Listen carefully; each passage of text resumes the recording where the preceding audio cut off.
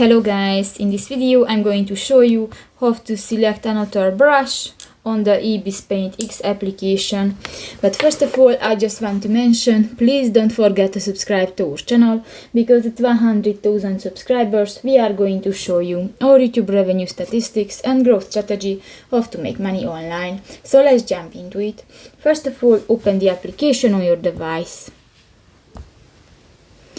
That's my canvas, and you can find the toolbar at the left side of the screen.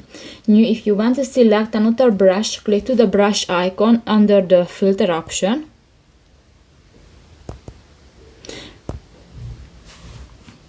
And here you can find the different pens, pencils, brushes and others.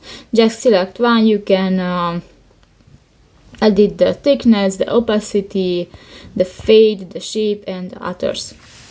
So that's pretty much it for this video guys. See you in the next one. Bye bye.